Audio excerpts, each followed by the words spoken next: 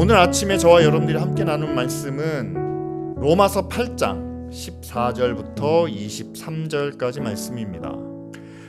하나님의 영으로 인도함을 받는 사람은 누구나 다 하나님의 자녀입니다. 여러분은 또다시 두려움에 빠뜨리는 종살이의 영을 받은 것이 아니라 자녀로 삼으시는 영을 받았습니다.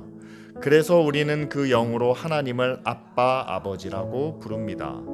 바로 그때의 그 성령이 우리의 영과 함께 우리가 하나님의 자녀임을 증언하십니다. 자녀이면 상속자이기도 합니다. 우리가 그리스도와 함께 영광을 받으려고 그와 함께 고난을 받으면 우리는 하나님이 정하신 상속자요 그리스도와 더불어 공동 상속자입니다. 현재 우리가 겪는 고난은 장차 우리에게 나타날 영광에 견주면 아무것도 아니라고 나는 생각합니다. 피조물은 하나님의 자녀들이 나타나기를 간절히 기다리고 있습니다. 피조물이 허무에 굴복했지만 그것은 자의로 그렇게 한 것이 아니라 굴복하게 하신 그분이 그렇게 하신 것입니다. 그러나 소망은 남아 있습니다. 그것은 곧 피조물도 썩어짐의 종살이에서 해방되어서 하나님의 자녀가 누릴 영광의 자유를 얻으리라는 것입니다.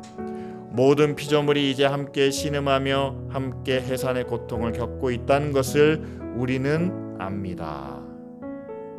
그뿐만 아니라 첫 열매로서 성령을 받은 우리도 자녀로 삼아 주실 것을, 곧 우리 몸을 속량하여 주실 것을 고대하면서 속으로 신음하고 있습니다.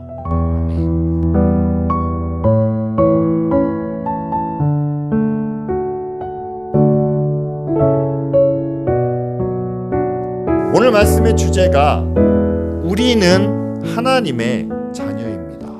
자녀일 뿐만 아니라 우리는 그의 상속자들입니다 라는 사실이죠. 여러분, 드라마에서 상속자라는 거기서 나오는 등장인물들을 보면 부모로부터 엄청난 재산과 지위와 힘을 물려받은 그들이 얼마나 많은 특권을 누리고 살아가는지. 그런데 오늘 말씀에 나타나는 상속자는 드라마에서 나오는 주인공과는 다릅니다. 여러분 23절에 뭐라고 나와 있습니까?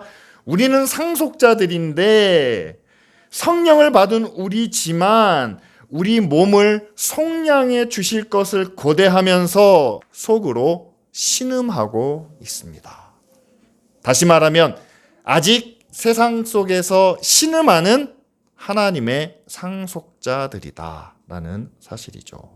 여러분, 우리가 구원받았기 때문에 하나님의 자녀가 되었기 때문에 우리에게는 권세가 있습니다. 우리에게는 능력이 있습니다. 우리에게는 은혜가 있습니다. 따라서 우리는 세상에서 만사 형통할 것입니다. 사실 이것이 정말 복음의 전부일까? 아니요. 오늘 바울이 우리에게 전해주는 것은 우리는 구원받았지만 예수님께서 부활의 첫 열매가 되어 주셨지만 아직 우리는 세상에서 그 부활을, 그 천국을 기대하며 아직 신음 속에 살고 있는, 현실은 신음하고 있지만, 현실은 고통 가운데 있지만 우리는 하나님께로부터 엄청난 것을 물려받은 그런 상속자다라는 것을 오늘 말씀을 통해서 함께 나누고 싶습니다. 하나님의 상속자가 되려면 먼저 하나님의 자녀가 되어야 하지 않겠습니까? 그럼 누가 하나님의 자녀입니까? 14절 말씀에 그의 영으로 인도하심을 받는 사람은 다 하나님의 자녀다 라고 말합니다. 그리고 15절에도 그 영으로 말미암아 하나님을 아바, 아버지라 부르는 사람이 바로 하나님의 자녀다 라고 말하죠. 오늘 추운 날이잖아요. 또 아침부터 사건, 사고가 뉴스를 통해서 나오고 있습니다. 그럼에도 불구하고 우리는 지금 이 자리에 함께 모여 있습니다. 누가 나오라고 했나요? 이 자리에 나오면 여러분들이 얻을 수 있는 것이, 바라는 것이 무엇입니까?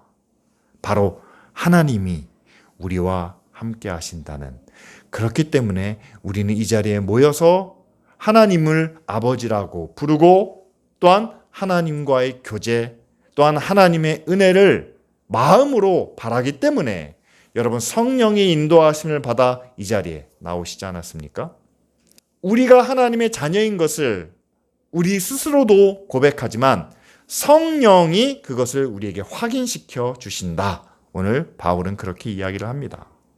따라서 저와 여러분들은 하나님의 자녀가 분명합니다. 아무도 그것을 의심하지 않습니다.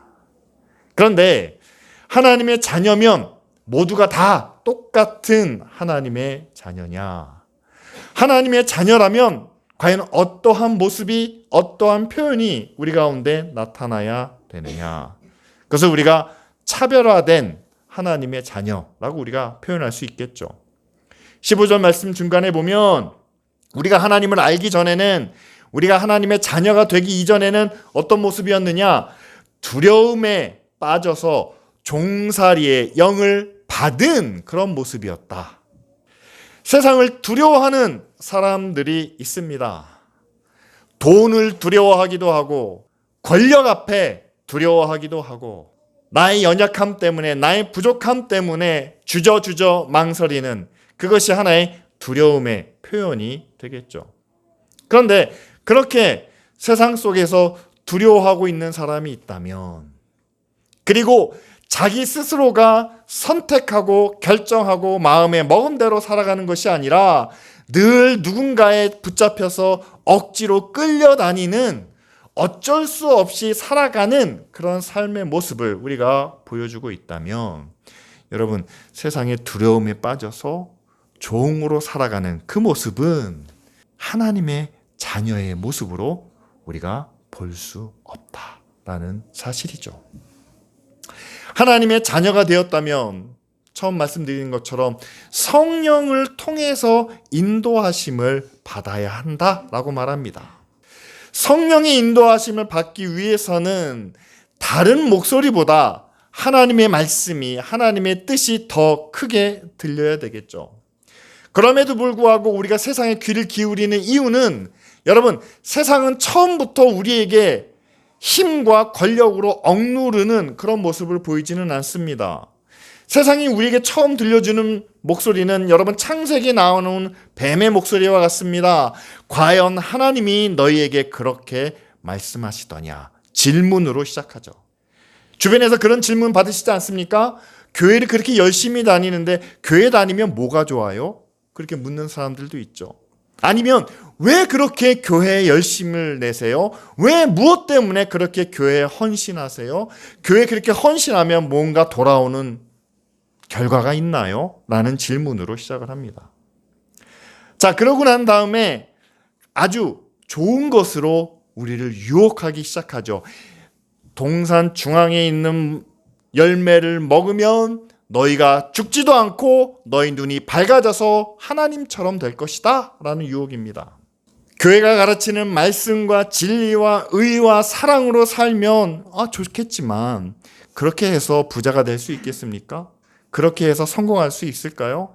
그러나 지금 나와 같이 세상 사람들이 살아가는 대로, 세상 사람들이 흘러가는 대로 이렇게 하고 저렇게 하면 당신도 나처럼 부자가 될 수 있고 당신도 나처럼 성공할 수 있고 잘 될 수 있습니다. 그런 유혹의 말을 우리에게 들려준다는 사실이죠. 그런데 이 유혹은 그렇게 오래가지 않습니다. 우리가 유혹에 넘어간 것처럼 보인다면 그때부터는 본격적으로 세상이 우리를 향한 억압과 또한 우리를 향한 위협을 가하게 된다는 거죠. 그들의 유혹에 넘어갔다는 얘기는 우리도 성공을 구하기 시작합니다. 우리도 권력을 바라기 시작합니다. 우리도 뭔가를 얻고자 하면서 불법을, 악한 것을 행하기 시작한다는 사실이죠. 그럼 그들이 우리에게 주는 위협은 뭡니까? 너 지금까지 이렇게 살아왔는데 이거 없이도 살 수 있겠니? 너 지금까지 나와 똑같이 잘못된 것을, 불의한 것을, 악한 것을 행해왔는데 이제 와서 돌아간다고 교회가, 사람들이 너를 의롭게 봐주겠니? 라고 하면서 우리에게 그런 위협을 가하고 그 위협 때문에 우리는 세상에 끌려다니는 그런 종의 모습으로 살 수밖에 없다는 사실이죠. 자, 그런 가운데 바울이 우리에게 말하고 있습니다. 그런 종살이의 영을 받지 말고 이제 자녀의 영을, 하나님이 우리를 자녀로 삼으신 그 영을 받으라 라고 말씀하시는 거죠. 자녀의 영을 받을 때 죄 없는 사람이 그 영을 받는 것이 아닙니다. 자격을 갖추고 뭔가 받을 만한 사람이 그 영을 받는 것이 아닙니다. 사도 바울도 자기 스스로를 내가 죄인 중에 괴수다라고 고백하고 있지 않습니까? 하나님의 자녀의 영을 받는 사람은 그만한 힘이 있고 능력이 있고 지위가 있기 때문이 아니라 우리 스스로가 죄인인 것을, 우리 스스로가 악한 것을 고백하면 그에게 하나님은 예수 그리스도의 십자가의 은혜로 자녀의 영을 우리 가운데 허락해 주신다는 사실이죠. 이 시간 우리가 함께 나와 예배를 드리고 있습니다. 성령의 인도함을 받은 거죠. 하나님을 아버지라고 부릅니다. 이 역시 하나님의 영이 우리에게 가르쳐 주신 거죠. 그만한 자격이 있어서 조건이 맞기 때문에 우리에게 주신 것은 아닐 겁니다. 하지만 우리가 그 성령을 받았다면 이제는 더 이상 세상에 끌려다니는, 세상의 것을 두려워하는 그런 종의 영에서 벗어나 차별화된 자녀의 영을 받아서 누리는 그런 하나님의 자녀가 되어야 하지 않겠습니까? 두 번째로 바울은 우리가 자녀일 뿐 아니라 7절 말씀에 뭐라고 나옵니까? 자녀이면 우리는 상속자이다 라고 말씀하고 있습니다. 여기서 중요한 부분이 그거예요. 예수 그리스도의 십자가의 은혜로 누구나 어떠한 죄인도 하나님의 자녀가 될 수 있습니다. 그런데 바울은 이렇게 말하는 거예요. 자녀면 상속자이기도 합니다. 상속자는 자녀와 동급인데 자녀보다 더 깊은 의미를 우리에게 주고 있습니다. 상속자라는 건 뭔가요? 부모에게서 물려받을 것이 있다는 얘기죠. 여러분, 부모에게 무엇을 물려받으셨습니까? 우리의 육신을 물려받았습니다. 우리의 생명을 물려받았습니다. 지금까지 우리에게 베풀어 주신 그 사랑을 받았습니다. 이제 뭐가 남았나요? 부모님의 재산이 남았죠. 우리는 재산을 물려받습니다. 부모님의 마지막 모든 것을 우리는 다 물려받습니다. 그런데 재산만 물려받으면 우리가 상속자라고 이야기합니까? 아니죠. 부모님의 뜻을, 부모님의 의지를. 그래서 서양에서는 유언을 will이라고 부릅니다. 의지란 얘기예요. 뜻이란 얘기입니다. 부모님께 우리가 물려받은 것이 보이는 재산과 지위와 권세만 있는 것이 아니라 부모님의 뜻을, 부모님의 의지를 우리가 함께 물려받아야 한다는 사실이죠. 우리나라에 많은 재벌 기업들이 있습니다. 그 재벌 기업들이 그 자녀들이 물려받고 또한 그 자녀들이 물려받아서 2세, 3세가 경영하는 그런 기업들이 있죠. 그런데 어떤 기업은 대체로 잘 유지가 되는 반면에 어떤 기업은 유지가 되지 않습니다. 대부분 어떤 경우입니까? 주식은 물려받았는데, 대주주의 그 자리는 물려받았는데 그 부모님이 어떻게 그 기업을 키워왔는지 부모님의 뜻과 부모님의 의지를 물려받지 못한 자녀들은 그 기업을 쉽게 말아먹거나 팔아먹는 것을 우리는 볼 수 있습니다. 마찬가지로 여러분, 우리가 하나님으로부터 은혜를 받았습니다. 우리가 하나님으로부터 능력을 받았습니다. 자녀의 권세를 받았습니다. 그렇다면 올바른 상속자라면 하나님의 뜻과 하나님의 의지를 함께 물려받아야 되는데, 만일 우리가 하나님의 뜻과 의지와는 상관없이 축복과 능력과 권세만을 주장하고 있다면 그것은 올바른 상속자의 모습이라 볼 수 없겠죠. 더군다나 이 상속은 저와 여러분만 받은 것이 아닙니다.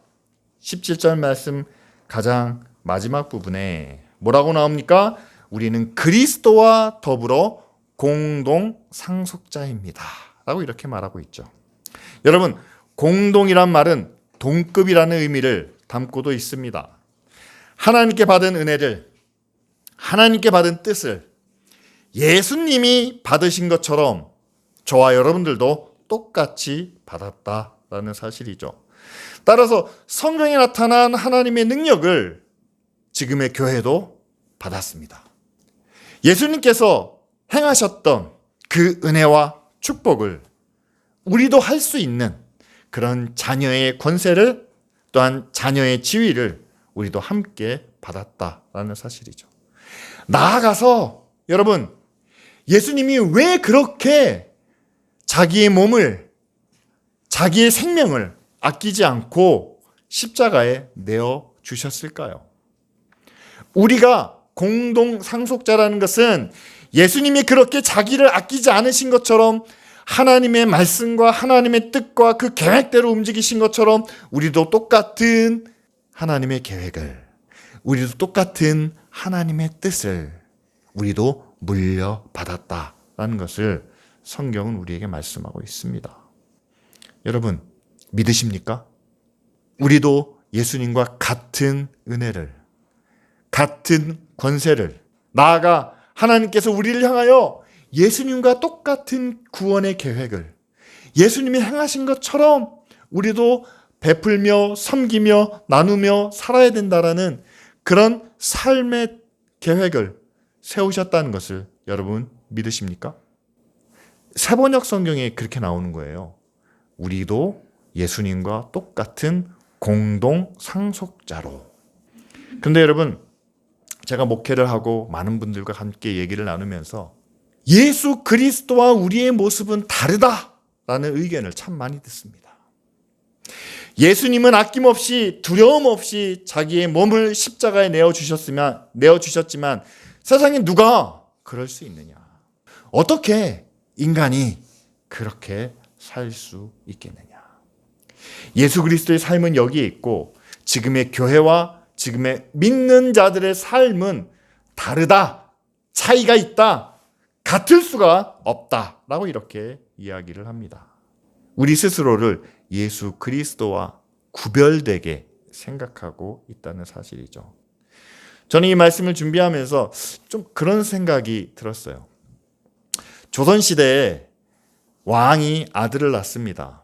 중전으로부터 낳은 큰아들을 우리가 적자, 장자라고 이야기합니다. 나중에 그 아들을 세자로 세웁니다. 왕으로부터 세워진 세자가 결정이 되면은요, 그 동생들은, 그 나머지 아들들은요, 세자를 위해서 존재하는 그런 아들들이 됩니다. 여러분, 사극을 보시면 알겠지만 세자가 결정이 되면은요, 그 밑에 있는 동생들이나 다른 형제들이 아무리 똑똑하고 능력이 있고 실력이 있어도 절대로 공부를 열심히 하거나 무예를 열심히 닦거나 특출나 보여서는 안 된다라는 것이 그 당시 사회의 하나의 법칙이었습니다. 왜냐하면 왕의 다음 후계자는 세자로 결정되어 있기 때문에 나머지 사람들은 그저 보잘것없는, 힘없고 능력 없는 그런 모습으로만 나타나야 된다라는 것이 그 당시 사고방식이었고, 그렇게 해야지만 왕권이 강화된다라고 여겼기 때문이죠. 저는 지금 우리 사회가 그런 왕권주의 사회도 아니고 한 사람이 특별히 잘나고 나머지 사람들은 그냥 무조건 따르기만 해야 된다라는 그런 시대도 아닙니다. 그런데 우리 안에서 우리 사회의 어떤 고질적인 면을 보면은요, 한 명의 지도자가 앞에 등장을 하면 나머지 사람들은 다 그 밑에서 그를 따르고 그에게 복종하고 그의 말만 들어야 된다라는 그런 옛 모습을, 그런 옛 사고를 아직도 우리는 가지고 있다라는 사실이죠. 그래서 예수 그리스도가 우리와 똑같은 공동 상속자임에도 불구하고 예수님만 그렇게 하시고 우리는 그냥 밑에서 초라하게 볼품없이 그냥 이 모습 이대로 그 예수님만 바라보면 구원받을 수 있다라고 생각하는 것이 아닌가. 교회도 마찬가지입니다. 한국에 얼마나 많은 교회가 있습니까? 대형 교회가 있으니까 그들이 한국 교회를 이끌어 나가고 나머지 작은 교회들은 그냥 그 밑에서 유지해 나가는. 큰 교회와 작은 교회는 다르고 큰 기업과 작은 기업도 다르고 교회 안에서도 목사와 성도들은 다르고 우리는 하나입니다. 우리는 함께 하나님의 나라를 이끌어 나갑니다. 라고 말씀을 통해서 배우기는 하지만 우리는 다르다라는 생각들에 붙잡혀 있다는 사실이죠. 저는 이것이 세상이 우리를 얽어매는 그런 종의 영이다 라고 봅니다. 왜 우리가 예수님처럼 살지 못하고, 왜 우리가 예수님의 마음을 품지 못하고, 왜 우리가 예수님이 말씀하시고 가르쳐 주신 대로 실천하지 못합니까? 바울은 분명히 얘기하고 있습니다. 저와 여러분들이 예수님과 공동의 상속자임을 분명하게 말씀하고 있습니다. 그리고 앞에서도 우리가 성령으로 인도하심을 받으면, 성령이 우리를 가르쳐 주시면 하나님을 나의 친아버지로 부를 수 있고, 또한 그 인도하시는 그 길에 따라 우리는 하나님의 자녀로 살아갈 수 있다라고 이렇게 말씀하고 있지 않습니까?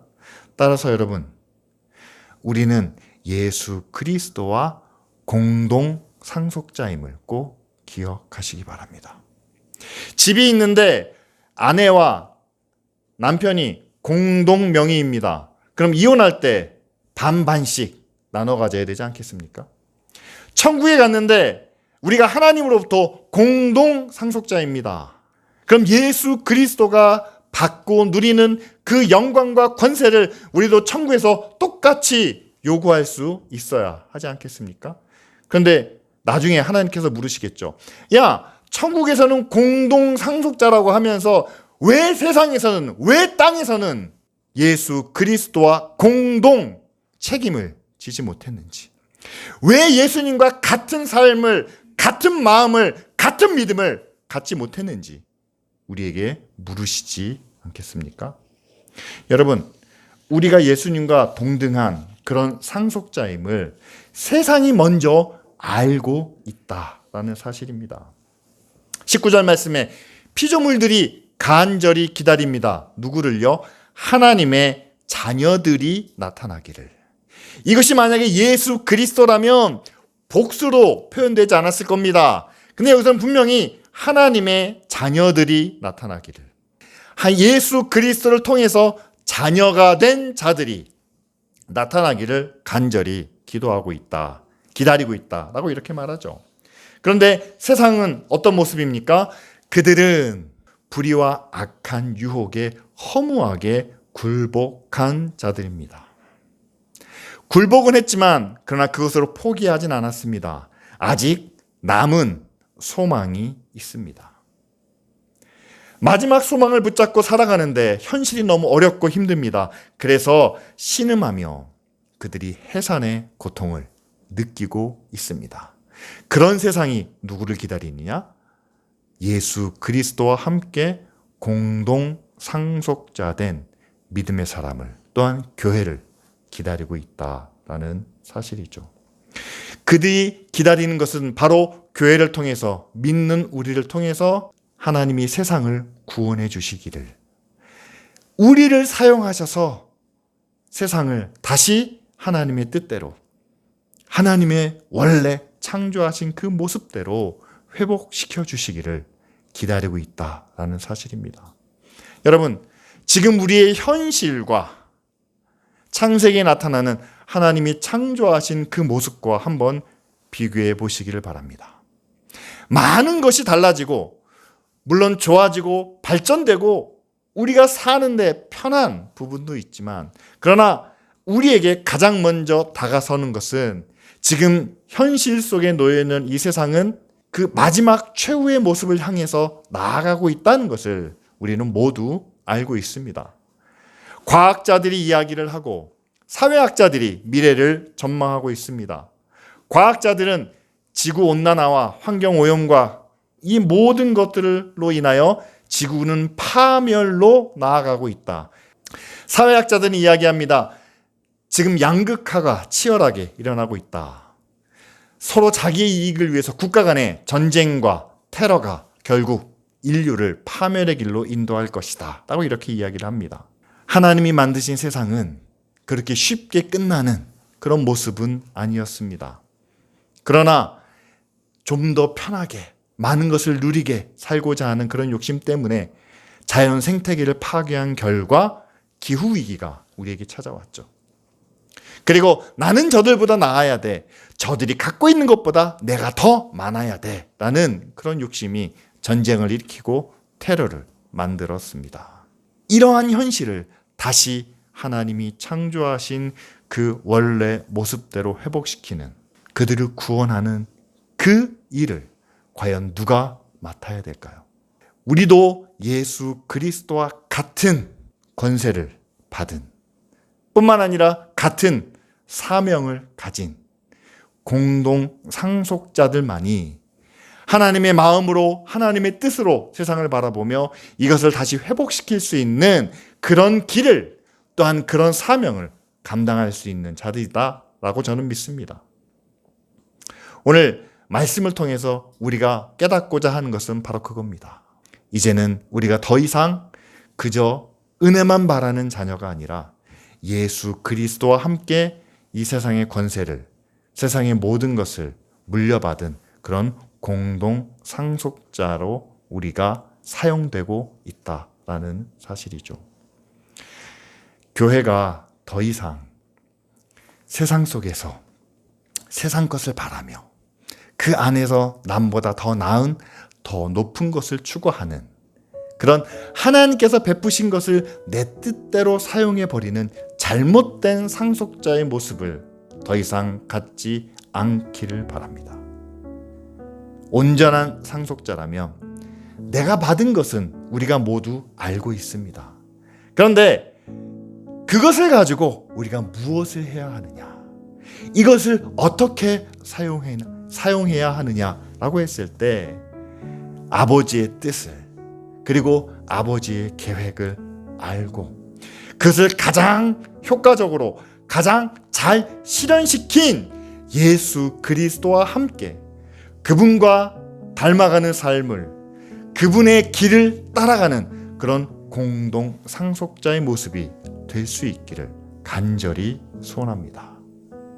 우리는 할 수 없다는, 우리는 부족하고 연약하고 우리는 작은 교회일 뿐이라는 그런 마음과 그런 사고에서 벗어나 예수 그리스도와 공동으로 상속받았다는 그 한 가지 사실만으로 이제는 하나님께서 우리에게 주시는 은혜와 사랑과 능력을 유감없이 나타내며, 또한 실천하며, 또한 그것을 통해서 귀한 사명들을 감당할 수 있는 기쁜 우리 교회가 되도록, 또한 믿음의 가정과 성도들이 되도록 우리 시간 다 같이 함께 기도드리겠습니다.